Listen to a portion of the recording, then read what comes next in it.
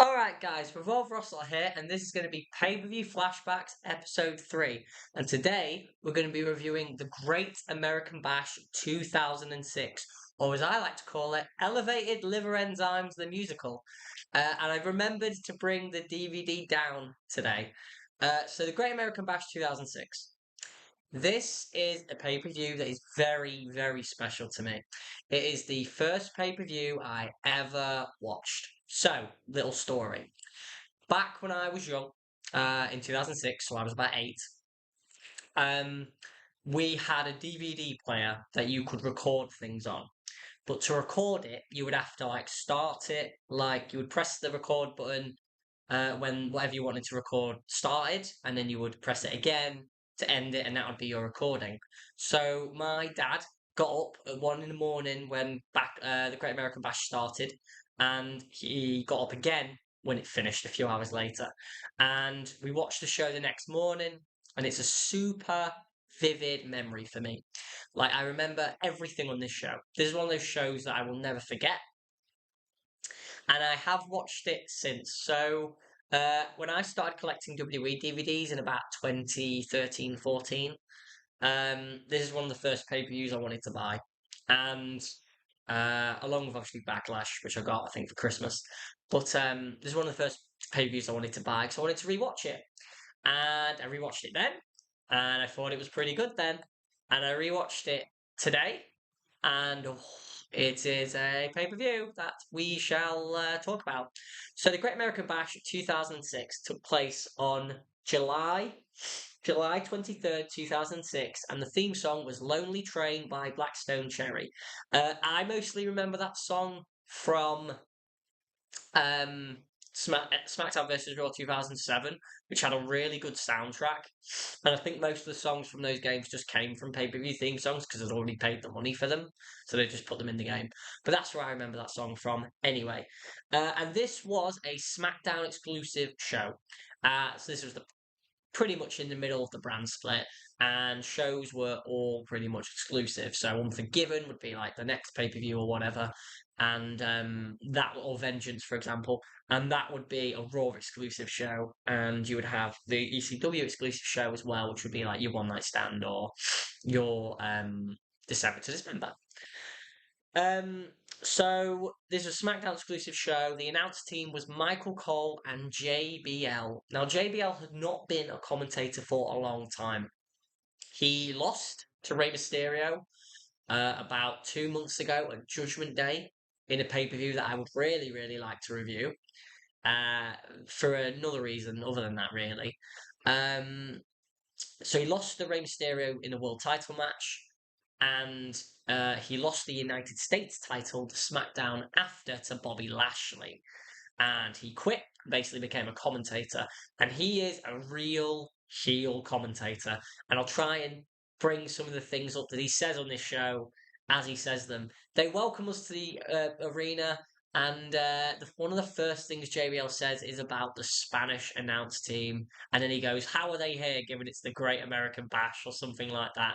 He's a racist. Um, and then we move into the opening match on the show. The WWE Tag Team Championship matchup as Paul London and Brian Kendrick defend the titles against the Pitbulls, Kid Cash, and Jamie Noble. London and Kendrick are one of my favourite teams. I've probably talked about this before. I love the pair. I think they are sensational together. Paul London had a couple of partners, Billy Kidman, Rey Mysterio briefly, but none of them clicked quite like Kendrick and London did. And the Pitbulls, Jamie Noble and Kid Cash, are sort of just thrown together, I think. Like, the Cruiserweights, not really doing anything, maybe just thrown together. This tag match, though, this is a tag match I've got brilliant memories of. I love this tag match. When I was looking at watching the Great American Bash, this was the thing I was most looking forward to. This is a fast-paced, super great opener. At the beginning of the matchup, London Kendrick are just firing on all cylinders, double topes, sort of just, outmaneuvering the Pitbulls. And eventually, the Pitbulls get a little heat, where they work on Paul London, I believe, with just stomps and sort of just slaps. And some of the chops that the Pitbulls, Kid Cash and Jamie Noble were doing were lethal. They were excellent chops. At one point, Kid Cash, I believe, chops Paul London on the chest, and he just sells it with his face so brilliantly. Paul London, it was brilliant. And the big cut off comes eventually when Paul London is outside and he goes to skin the cat back to the ring, and he gets drop kicked by Jamie Noble to the floor. Like, drop kicks him off the apron. He falls about 5 feet, as JBL says, to the mats. Looked like a great spot. Sold it brilliantly. Eventually, Brian Kendrick gets him back in the ring, and they work him over again. Um, eventually, Brian Kendrick gets in. He hits a calf kick. A bunch of really, really great maneuvers by the pair of them. Towards the finish, the Pitbulls begin to. Hold on, what happens? I've only watched this today. I shouldn't be forgetting it. Basically, the Pitbulls. Kid Cash is in the ring trying to hit a brainbuster on Paul London, and Paul London is blocking it, and he manages to maneuver Kid Cash near the corner. Brian Kendrick comes over the top of Kid Cash with a sunset flip, but Kid Cash stands his ground. Paul London gets out of the headlock, hits a drop salt, which is like a full drop kick where you do like a front flip, a back flip. Brian Kendrick rolls him up with the sunset flip. 1, 2, 3. Paul London and Brian Kendrick retain. This match is like 10 minutes, but it is non-stop for 10 minutes. That's kind of why it's hard to talk about all the things in it. It's 4 cruiserweights who are all really good workers. It is 4 guys who the crowd were really invested in this matchup. They really liked London and Kendrick. They really didn't like the Pitbulls. And it's my dog's just jumped down from my knee, sorry. And I really, really love this opener. It is a great match. 4 stars, a great way to open the show. London and Kendrick's reign, this first title reign, they had a World Tag Title reign a few years later, but this WWE Tag Team Title reign is the reason that I love them so much. Like, they held the belts for most of 2006. And they're probably more known for like the end of the year at Armageddon when they had like a 4-way ladder match with William Regal, Shane Taylor, not Shane Taylor, Dave Taylor, the Hardys and Eminem, where that's where Jerry Mercury gets his face all messed up. So they may be more known for that, but this is a damn good match. 4 stars, great way to kick off the show. Then we went backstage, and Rey Mysterio is getting pumped up by Chavo Guerrero, just telling him, you've made all Eddie's fans proud, you've made all your own fans proud, you've made the Guerrero family proud, and tonight, someone's dreams are going to be realised. Ooh, letting foreshadowing. Then Teddy Long comes out to the ring, and he announces that Bobby Lashley is not going to be able to compete because he has elevated liver enzymes. So that is the first time we're going to be bringing up elevated liver enzymes on this show. Apparently, elevated liver enzymes is something to do with injecting steroids. I don't want to speculate, but it is 2006. The drug bust happens in 2007. So, I mean, don't want to connect those dots. So Bobby Lashley was not going to compete for the United States Championship. He comes out and he says, Teddy, I can compete. And Teddy just goes, doctor's orders, Bobby. And he just walks away. And he looked like such a goofball. And as he's walking away, Finlay, the United States champion, and William Regal come down to the ring. They laugh at Lashley, and then they enter the ring. And Teddy Long says to Finlay, "Oh, you're going to be defending the United States Championship against William Regal." Now, at this point, Regal and Finlay are both parts of Booker T's faction. I can't quite remember what he called the Royal Guard, the Royal Guard, something like that. The King's Guard, maybe, or something like that. The King's Cabinet or something. But yeah, they were part of Booker T's faction, and they'd helped him win the King of the Ring at Judgment Day when he beat Bobby Lashley. So, this was essentially heel against heel, and it was Finlay and Regal who had probably never had a match in WWE against each other. They'd had some matches in WCW when it was Steven Regal and stuff like that. And the crowd did not care about this match. That's probably the worst part about it. They chanted boring at one point. They chanted we want Lashley at one point. They really didn't care about Regal and Finlay. However, I, on this side of the camera, did care about Regal and Finlay. So Finlay and Regal are both great at a European style and against each other where they're both heels. Like it would have been better if one of them was a babyface. But, you know, what more could you ask for, I guess? So they just sort of hit each other for 13 minutes. And it wasn't super great, but it was pretty good. So they had a section in the middle of the match where they're just European uppercutting each other, and that was great. At one point, William Regal hits a drop kick that barely catches Finlay, only just reaches him. Finlay does some stuff like this crazy oh no, it was Regal who did that. This crazy dragon screw thing. Oh no, he reverses a dragon screw. William Regal is Finlay's got his leg in like a toe hold. Finlay's got Regal's red in like a toe hold, and Regal spins him and like makes Finlay fly, and they just sort of hit each other, and it was really good.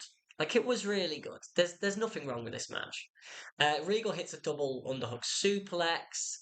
Well, actually, there is one thing wrong with this match. I guess we'll touch upon it in a minute, but well, in a second. So as the match is going on, a couple of times Regal is distracted by the leprechaun. So they had not given Hornswoggle a name yet. He was just the leprechaun or the little bastard or whatever, the troll. And he gets involved a couple of times. The first time he grabs Regal and he starts hitting him with a shillelagh on the legs. And that allows Finlay to cut Regal off. The second time he bites Regal's hand and Finlay starts working over the hands. He stomps on the hands. He sends Regal's fingers like into the ring ropes like this. And all I could think was, aren't the ropes just going to like move? Like it was a neat idea. Finlay's great. I'm not going to mock his ideas. It was a neat idea. And so he's working over his hand. And at one point, Regal is between the ring skirt, between the apron and like the outside on the ring skirt, and Finlay he loses his boot. So basically, Hornswoggle takes his boot off while his leg's under the ring, and he's in the ring, and then Finlay starts working over Regal's toes, like stomping on his feet. Um, and it was good stuff. Like it would be such a better match if all of the leprechaun hocus pocus nonsense wasn't there. Um, and then the finish was a bit lazy as well. So Finlay Regal, there's no finishes around in this match. There was actually a lot of moves in general, like no back like suplexes or anything apart from the double underhook. I mean, even like, but they were just two mean guys. British, European guys having a European style matchup, like their forearms right in their faces when they were pinning and stuff like that. And JBL was loving this match. Honestly, his commentary was just like, "How dare these two men be in a match? They love each other. They're friends. The Irish and English have been villains forever, and these two have brought Ireland and England back together, and it was great." Um, but the finish came when Regal went for the shillelagh and the referee told him to put it down. And he put it down and he went over to Finlay, who had been given Regal's boot. He hit Regal in the face with a boot by Hornswoggle. Sorry, gave him the boot. He hit Regal in the face with a boot. So Finlay hit Regal with the boot while the referee was distracted dealing with a shillelagh. He put his feet on the ropes and jackknife covered Regal and pinned him. 1, 2, 3. Finlay retained the US title. The crowd went in really into this, which was a bit of a shame because it really wasn't a boring match. It was like a pretty good little fight. And I'm going to give it 3.25 stars. I thought the two of them worked quite well together. Like, if one of them was a babyface, like the match would have been grand. And if the crowd were invested as well, like it would have been grand. But yeah, 3.25 stars. They still worked hard. After this, I believe you've got like the Great Khali backstage, and he's just like, "Rah, I'm gonna attack the Undertaker," and Daivari telling him to not. Third match on the show, Gregory Helms, the longest reigning WWE Cruiserweight Champion, against Matt Hardy. So, this match was supposed to be Gregory Helms against Super Crazy, but Super Crazy was diagnosed with elevated liver enzymes. That is part two of our trilogy. And so Matt Hardy was a replacement. Matt was not the weight limit to be a cruiserweight, so the cruiserweight title was not on the line. These two guys, both from North Carolina, Gregory from Raleigh and Matt from somewhere else, which I do not know. And this was a very good match. Like, I remember this. I thought this was mainly just like a SmackDown typical match, but actually rewatching it, I thought this was pretty good. Matt and Helms have a very good chemistry. Matt is mocking Helms at the beginning, like going, "What's up with that?" And then later on, Gregory Helms is mocking Matt with like the Team Extreme pose on the top turnbuckle, which he then gets caught by a move by Matt. So good stuff there. Helms hits a massive Eye of the Hurricane neck breaker off the top rope, and that gets him like a big heat. And Matt kicks out of that, and the commentators are actually bigging up how well Matt is fighting, given he took that massive neck breaker. Helms goes for the swinging neck breaker in the ring, but Matt counters it, goes for the twist of fate. Gregory then counters that into a cross jacket neck breaker for a near fall. Good stuff there. They then did a spot where Matt did a moonsault off the top rope onto Helms while he's standing up, and Matt's head is like fragments off the mat. Like, it was terrifying. Helms goes for a Shining Wizard towards the end of the matchup. Matt ducks it, goes for an O'Connor roll. Helms holds onto the ropes though. Matt rolls backwards. Helms hits him with a Shining Wizard for a near fall. The finish though, Matt and Helms are on the top rope. Gregory drops Matt. Matt bonks his head on the top turnbuckle. Helms schoolboys him with the tights. 1, 2, 3. Gregory Helms beats Matt Hardy. Big win for Gregory Helms, this, beating Matt Hardy. In a pretty good little match. I'm going to give it 3.5 stars. I thought they worked really hard. Much better than I remember it being. Fourth match on the show. Before this matchup, we have the attack backstage of The Undertaker. He's attacked by not only the Great Khali, but the ECW champion, The Big Show. Big Show and Khali had both launched an attack on Big Show at Saturday night's main event the week before, and on Tuesday's episode of ECW, chokeslamming him in the ring and then through the announce table. And then that led us into the first ever Punjabi prison match. This is, of course, going to be, or is at least booked to be, the Great Khali against The Undertaker. And the hype package before the match even makes you think that. Great Khali is just killing The Undertaker. He kills him on his debut, and he kills him again at Judgment Day, pinning him with 1 foot. But backstage before the match, Teddy Long confronts Big Show, Khali, and Daivari and says it's going to be the Big Show against Great Khali. And the reason for this is because of Elevated Liver Enzymes Part 3, which is the Great Khali. And, you know, I don't want to say anything about the sort of connection with steroids, but that's what people say. So, it was the Big Show instead who would be facing The Undertaker in the first ever Punjabi prison match. And to be fair to the Big Show, he sold the trepidation of going into this structure really well. And Cole and JBL put the structure over really well. They made it out like it was a terrifying thing to go in. But realistically, it actually just looked like a terrifying thing to wrestle in. It looked really cumbersome, really annoying, and the rules were too complicated. Like, apparently Pat Patterson, or at least Daivari talked about this in interviews. Daivari said that basically they came up with the rules on the fly. Like, they just came up with things willy-nilly.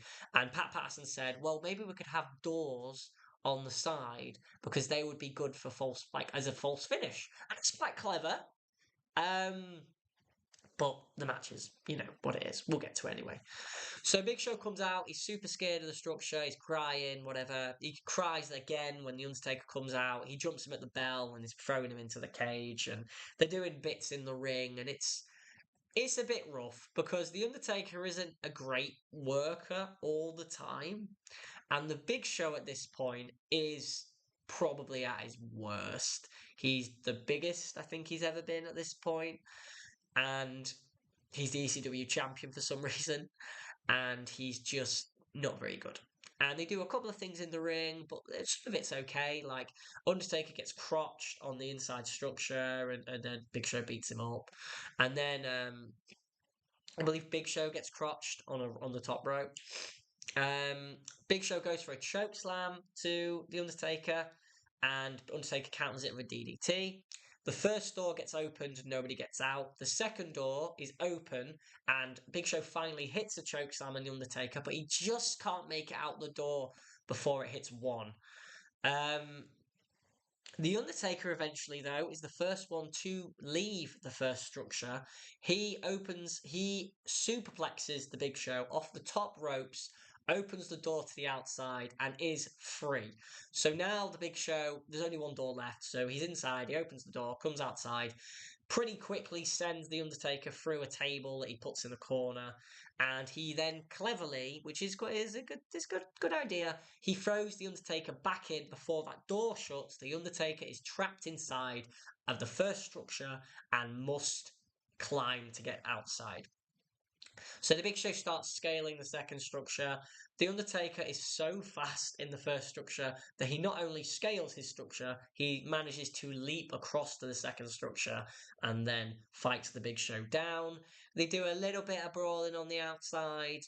It's just throwing each other into the cage. Like, I feel so sorry for the crowd who had to watch this. Because, like, a Hell in a Cell match must be hard to watch, but this thing, it actually gave me a headache watching this on a screen. Like, yeah, it can't have been fun watching it live. Eventually, Undertaker leg drops the Big Show for a nearby table which had like weapons that they never used. And he goes through the table. He's busted open. The Undertaker's already busted open because Big Show rammed him into an exposed turnbuckle in the ring. And in the finish comes, Great Khali and Daivari have coming down to the ring. They're climbing the structure at the other side where the announce table is. And Big Show is standing near the doorway that opened that basically let the two competitors in.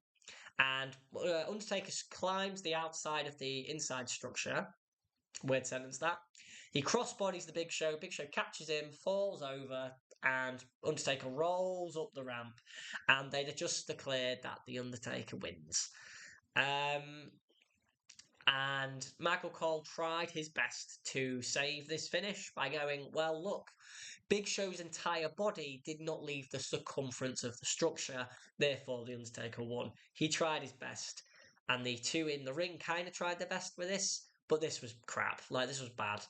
I'm going to give it 3.25 stars because I think that there were a couple of big moves which were okay. But yeah, they were saddled with a really bad gimmick, and they brought this gimmick back twice after this. Once in 2007, where the Great Khali would finally wrestle in it, and that one was, from what I remember, I think that match was better than this one. And then once in 2017, where Jinder Mahal and Randy Orton would wrestle in it, and although that match was dreadful, it was better than this one, I think, just. So, yeah, sorry, Undertaker and Big Show. I think you've probably got the worst Punjabi Prison match. The crowd were into this, though. That's probably the best part about the match. It's probably why it's 3/4 stars and not a quarter or a half. The crowd were into it, and they really wanted the Undertaker to win. What 3/4 stars, though? Shows starting to dip. Fifth match on the show, the Bra and Panties Fatal 4-Way match between Crystal, the future Mrs. Lashley, Michelle McCool, the future Mrs. Undertaker,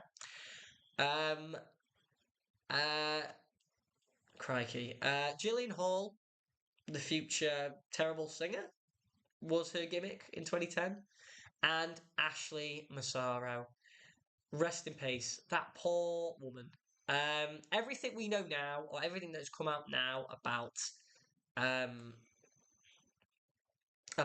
like the inner workings of WWE's hierarchy and Vince McMahon and how they treat women and stuff like that. That woman, I feel so sorry for that woman. The fact she took her own life, but it's just sad. It sucks that woman took her own life.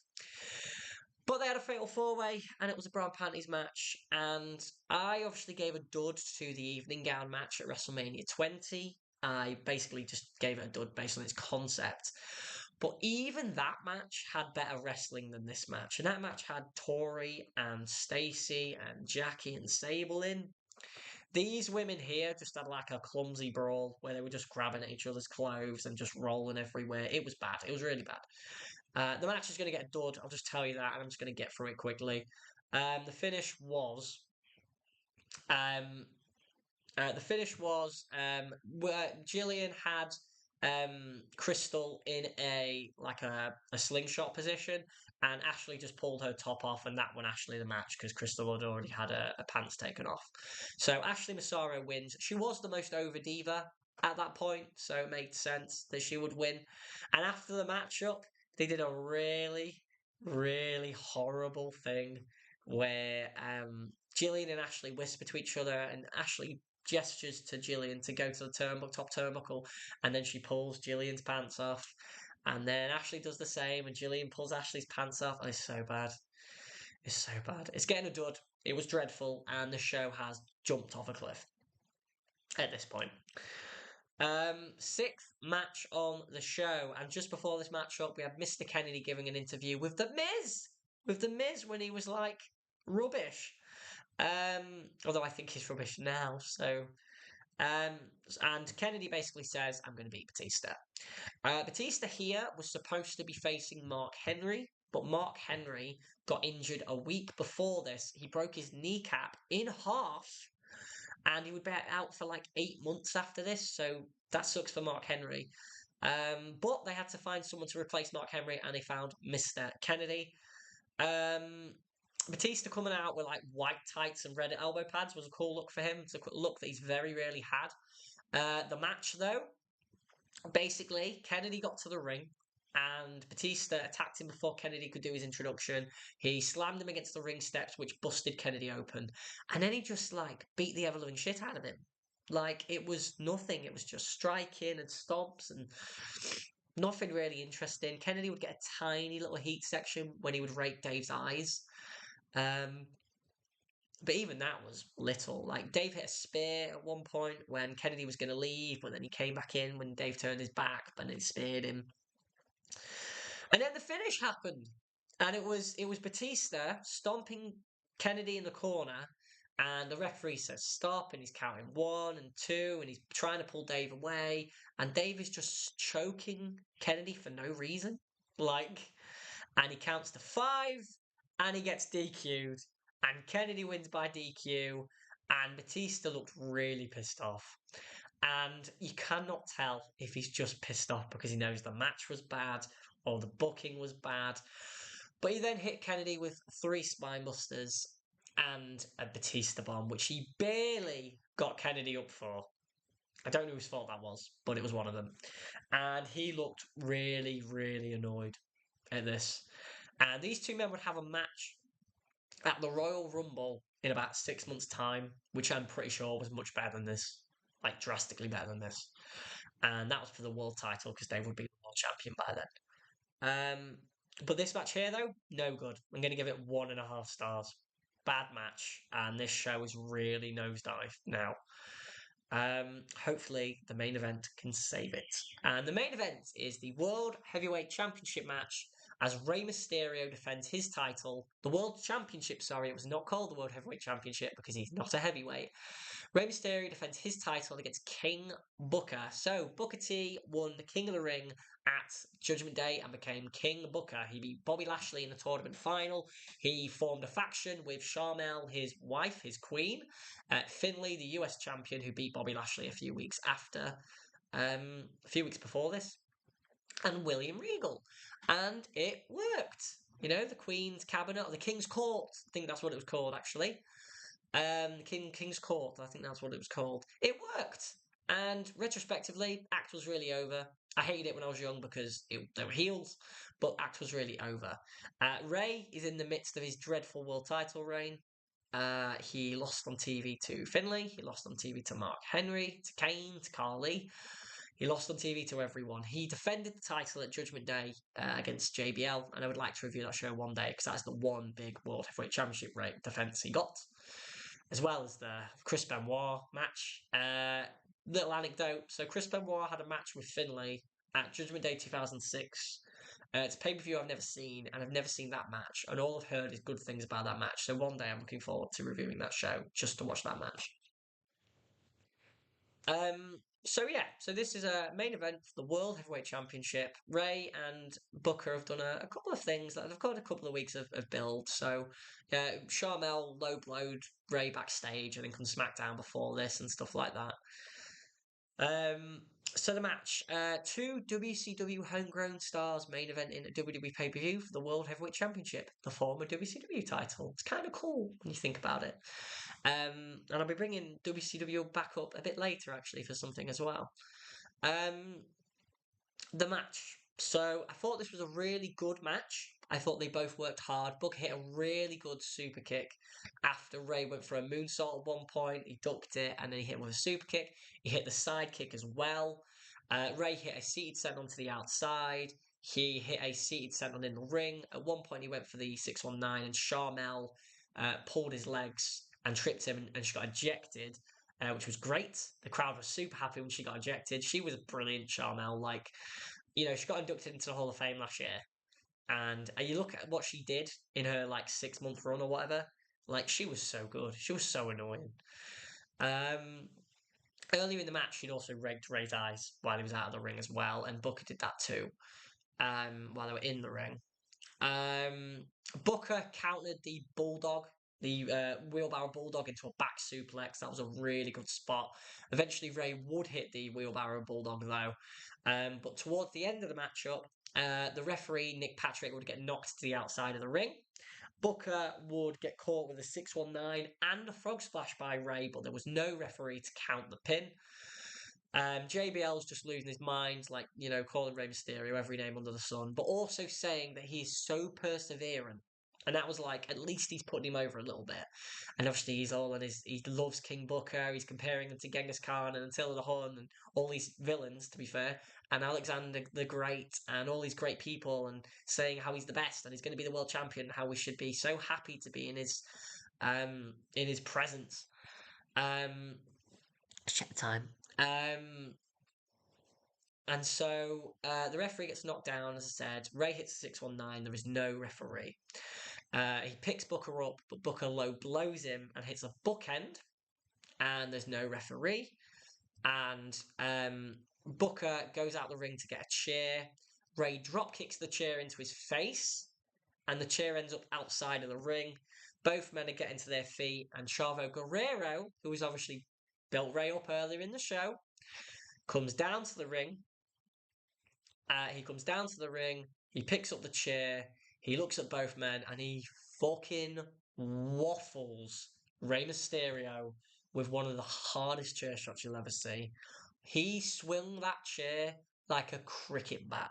It was terrifying. I hated watching it. I hated watching every replay of it.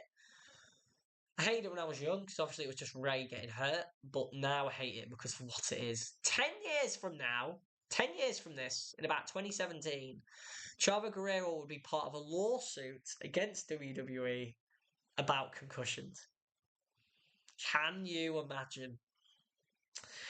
So Chavo gets out of the ring. Booker covers Rey Mysterio. Nick Patrick slowly counts the 1, 2, 3. Booker T ends Rey Mysterio's dreadful world title reign at about 3 months.